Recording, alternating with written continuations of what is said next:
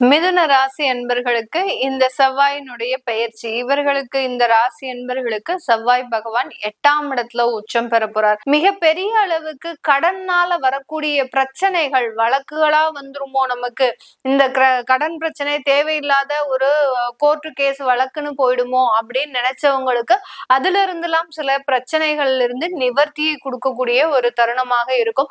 அடுத்து அந்த கடன் கொடுத்தவர்கள் ஏதோ ஒரு நன்மைகள்னால உங்களை அப்படியே நிராகரிக்கிறதுக்கும் உண்டான ஒரு வாய்ப்புகள். இந்த மாதிரியாக அந்த ராஜயோகம், கெட்டவன் கெட்டிடில் கிட்டிடும் ராஜயோகம் அப்படின்னு சொல்லக்கூடிய அளவிற்கு அந்த கடன்னால இருக்கக்கூடிய பிரச்சனைகள் இந்த 45 நாட்கள் உங்களுக்கு ஒரு சரியாகிறதுக்குண்டான ஒரு தருணமாக இருக்கும். இன்னொரு இடத்துல நம்ம பார்க்கும்போது, அதாவது லாபஸ்தானாதிபதினு சொன்னேன் இல்லையா, அந்த லாபஸ்தானாதிபதி 8ஆம் இடத்துல உச்சம் பெற்று மறைகிறார். அப்போ அது நமக்கு நன்மையை கொடுக்குமா அப்படின்னு கேட்டீங்கன்னா, தொழில் மூலமாக கிடைக்கக்கூடிய வருமானங்களை நீங்க தேவையில்லாத இடத்துல நீங்க பணத்தை கொண்டு போய் செலவு பண்றதுக்கு உண்டான ஒரு தருணம், ஏதாவது ஒரு இடத்தை நம்பி நீங்க ஏமாறுறதுக்கு உண்டான ஒரு நேரமாக தான் இந்த 45 நாட்கள் இந்த மிதுன ராசி என்பர்களுக்கு இருக்கக்கூடிய ஒரு தருணம். அப்போ நம்ம இந்த இடத்துல எந்த மாதிரியாக ரொம்ப கேர்ஃபுல்லா இருக்கணும், உங்களுடைய தொழில்ல வருமானம் வருது அப்படின்னா அதை எந்த விதமான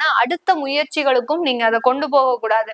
கொண்டு போகாம ஒரு 45 நாட்கள் எந்த விதமான இன்வெஸ்ட்மெண்ட் வேற இடத்துல செய்யாமலையும், உங்களுக்கு தசாபுத்தி நல்லா இருந்தது, அதை பத்தி ஒண்ணுமே பிரச்சனை கிடையாது. இந்த இடத்துல உங்களுடைய மன ரீதியான சில குழப்பங்கள் இந்த மாதிரியாக வரக்கூடிய ஒரு தருணமாக இருக்கும். அதனால இந்த இடத்துல பிசினஸ் செய்யக்கூடியவர்கள் ரொம்ப கேர்ஃபுல்லா இருக்கக்கூடிய ஒரு அமைப்பாக இருக்கும். அடுத்து இந்த செவ்வாய்ன்ற ஒரு கலத்திரக்காரகனும் கூட. அதனால அந்த கலத்திரக்காரகன் சொல்லும் போது அவர் 11ஆம் இடத்திற்கு சொந்தக்காரர். யாரெல்லாம் மிதுனராசி என்பர்கள் 2வது திருமணம் சம்பந்தப்பட்ட விஷயத்துல ஈடுபட்டு இருக்கிறீங்களோ அவர்கள் மூலமாக பிரச்சனைகள் வரக்கூடிய ஒரு தருணம். 2வது திருமணம் பண்ணும் போது ஏதாவது ஒரு பிரச்சனை வரும், இல்ல 2வது திருமணம் முடிஞ்சதுக்கு அப்புறம் இந்த காலகட்டம், நாங்க அக்டோபர் நவம்பர்ல தான் 2வது திருமணம் முடிச்சோம் மேடம், இப்போ எங்களுக்கு ஏதோ ஒரு மன ரீதியான சில பிரச்சனைகள் வருது அப்படின்னா கண்டிப்பாக வரதான் செய்யும். இந்த 45 நாட்கள் இன்னும் அது அதிகப்படியாக ஒரு உக்கிரத்தன்மையை எடுக்கிறதுக்கு உண்டான ஒரு தருணம், ரொம்ப தீவிரம் அடையிறதுக்கு உண்டான ஒரு நேரம். அப்போ நம்ம இந்த இடத்துல எடுக்கக்கூடிய ஒரு டிசிஷன்ஸ் எல்லாத்தையுமே தள்ளி போடக்கூடிய ஒரு அமைப்பாக தான் இந்த மிதுன ராசி என்பர்களுக்கு இருக்கு. இப்போ எல்லா இடத்துலயும் நன்மை தீமைகள் கொடுக்கக்கூடிய ஒரு ஸ்தானத்துலதான் எல்லா கிரகங்களுமே இருக்கு. ஒரு இடத்துல நன்மையை கொடுத்தாலும் இன்னொரு இடத்துல தீமையை கொடுக்கக்கூடிய ஒரு அமைப்புலதான் கிரகங்கள் தன்னுடைய சுழற்சி பாதைகளை கடந்து வருகின்றன. அப்போ நம்ம தீமைகள் கொடுக்கக்கூடிய இடத்துல எல்லாத்தையுமே நம்ம அப்படியே நம்மளுடைய வாழ்க்கையை போட்டுட்டு வரக்கூடாது. அதனால அந்த இடத்துல நம்ம கொஞ்சம் நிதானமான ஒரு முடிவை எடுத்து, உங்களுடைய ஜாதக ரீதியாக என்ன திசாபுத்தி பலன்கள் நடக்குது, இப்போ நீங்க 2வது திருமணமே பண்ணிட்டீங்க, அந்த 2வது திருமணத்துல ஏதோ ஒரு பிரச்சனைகள் வந்துருச்சு, இப்போ இந்த காலகட்டம் இன்னமும் நம்ம தீவிரம் அடையும்னு சொல்லும் போது சில பேருக்கு நிறைய பயம் வரும். ஐயோ, நம்மளுக்கு இந்த 2வது திருமணத்திலயும் பிரச்சனைகள் வந்துருமோ அப்படின்ற ஒரு பயம் அதிகமாகும். அப்படி பயப்படாம நீங்க உங்களுடைய ஜாதக ரீதியான சில பலன்களை தெரிஞ்சுக்கிட்டீங்க, உங்களுடைய ஜாதகத்துல நல்ல தசாபுத்திகள் இருக்கலாம், உங்களுடைய ஜாதகத்துல அந்த செவ்வாய் இதே இடத்துல உச்சம் பெற்று 11ஆம் இடத்துல இருக்கலாம், அதாவது லக்னத்திற்கு 11ஆம் இடத்துல இருந்தது அப்படின்னா மிகப்பெரிய அளவுக்கு அது உங்களுக்கு நன்மையை கொடுக்கக்கூடிய ஒரு அமைப்பாக தான் இருக்கும். அந்த மாதிரியாக நீங்க தீவிரமாக ஒரு ஆராய்ந்து சில முடிவுகளை எடுக்கக்கூடிய ஒரு முக்கியமான ஒரு தருணத்துல இந்த மிதுன ராசி அன்பர்கள் இருக்கிறீங்க. இதே இந்த செவ்வாய் பகவான் 8ஆம் இடத்துல இருந்துட்டு அவருடைய பார்வையாக உங்களுடைய லாபஸ்தானத்தையும் பார்க்கிறார். இந்த இடத்துல நமக்கு என்ன தெரியணும், இப்போ நம்ம இவ்வளவு நேரம் என்ன சொன்னோம், செவ்வாய் அங்க லாபஸ்தானத்துக்கு உண்டான அதிபதியே 8ஆம் இடத்துல மறைஞ்சிட்டாரு சொன்னோம். அப்போ அதே செவ்வாய் உச்சமாக இருந்து உங்களுடைய லாபஸ்தானத்தையும் பார்க்கிறார். அதனால வருமானங்களை கண்டிப்பாக கொடுப்பார். உங்களுடைய தொழிலுக்குண்டான ஒரு அங்கீகாரம், தொழிலுக்குண்டான வளர்ச்சி, தொழிலுக்குண்டான எல்லா தேவைகளையும் நிறைவேற்றக்கூடிய ஒரு தருணத்துலதான் இந்த செவ்வாய் உச்சம் பெற்று இருக்கிறார். அதனால தொழில் ரீதியான நிறைய ஒரு முடிவுகளை எடுக்கக்கூடிய ஒரு தருணமாக இருக்கும். வரக்கூடிய வருமானங்களை ரொம்ப கேர்ஃபுல்லா செலவு பண்ணணும். எடுத்தோம் கவுத்தோன்னு ஏதாவது ஒரு முடிவெடுத்து ஏதாவது ஒரு இடத்துல போய் நீங்க போடக்கூடாது. அதுல ரொம்ப கவனமாக இருக்கக்கூடிய ஒரு தருணமாக இருக்கும்.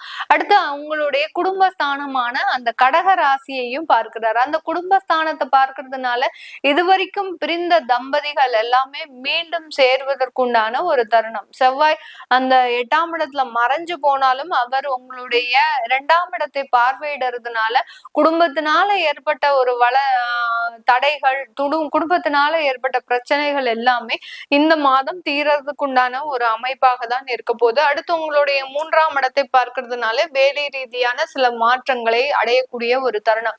இந்த மிதுன ராசி என்பர்கள் இந்த ஜனவரி 16ஆம் தேதியில இருந்து மார்ச்சுக்குள்ள பாத்தீங்கன்னா கண்டிப்பாக ஒரு வேலை இடமாற்றம் மாறிடுவாங்க.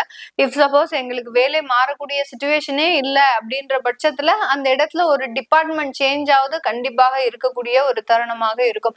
இந்த மாதிரியாக வேலை ரீதியான சில மாற்றங்களையும் அடையக்கூடிய ஒரு மாதமாக தான் இந்த 45 நாட்கள் இந்த மிதுன ராசி என்பர்களுக்கு இருக்க போது. இந்த மிதுன ராசியில் இருக்கக்கூடிய மிருகசீரிட நட்சத்திர அன்பர்கள் இந்த 45 நாட்கள் உங்களுடைய சொத்துக்கள் சம்பந்தப்பட்ட சில வளர்ச்சிகளும், அடுத்து பாத்தீங்கன்னா வேலை ரீதியான சில முக்கியமான முடிவுகளும் எடுக்கக்கூடிய ஒரு தருணமாக இருக்க போகுது. அடுத்து திருவாதிரை நட்சத்திர அன்பர்கள் இந்த காலகட்டம் வெளியூர் வெளிநாடு செல்லக்கூடிய ஒரு யோகமான அமைப்புகளும், மாணவ பருவங்களாக இருக்கிறாங்க அப்படின்னா வெளிநாட்டுல இருக்கிறவங்களுக்கு அங்க ஒரு நிரந்தர உத்தியோகம் கிடைக்கிறதுக்கு உண்டான ஒரு அமைப்பும் இந்த செவ்வாய் உச்சம் பெற்ற நிலை கொடுக்க போகுது. அடுத்து புனர்பூசம் நட்சத்திர அன்பர்கள் இந்த காலகட்டம் உங்களுடைய தொழிலையும் உங்களுடைய வேலையிலையும் ரொம்ப கவனமாக இருக்கணும். கொஞ்சம் கோபம் அதிகப்படியாக வரக்கூடிய ஒரு தருணம். இந்த புனர்பூசம் நட்சத்திர அன்பர்கள் கோபமே படமாட்டாங்க. ஆனா கோபப்பட்டா அவர்கள் எந்த நிலையில இருக்கிறாங்க அப்படின்றது அவர்களுக்கே தெரியாது. அந்த அளவிற்கு கோபம் தீவிரம் அடைவதற்குண்டான ஒரு நேரமாகவும் தான் இருக்கும். அதனால இந்த இடத்துல புனர்பூசம் நட்சத்திர அன்பர்கள் ஒரு 45 நாள் கொஞ்சம் அப்படி கீப் சைலண்டா இருக்கிறது நல்லது. அதுதான் உங்களுக்கு ஒரு நல்ல ஒரு வளர்ச்சியும் கொடுக்கக்கூடிய ஒரு தருணமாக இருக்க போகுது. இது எல்லாமே நம்ம கோச்சார நிலவரப்படி பலன்களை சொல்லியிருக்கிறோம். நான் ஏற்கனவே சொன்ன மாதிரி உங்களுடைய ஜாதகப்படி செவ்வாயினுடைய பயிற்சி எப்படி இருக்க போகுது அப்படின்றத நீங்க தெரிஞ்சுக்கணும். விருப்பப்படுறவங்க கீழே இருக்கிற நம்பருக்கு வாட்ஸ்அப்ல அப்பாயின்மெண்ட் வாங்கிக்கிட்டு நீங்க கன்சல்ட் பண்ணிக்கலாம். உங்களிடமிருந்து விடைபெறுவது உங்கள் ஆஸ்ட்ரோ பூர்ணா. நன்றி, வணக்கம்.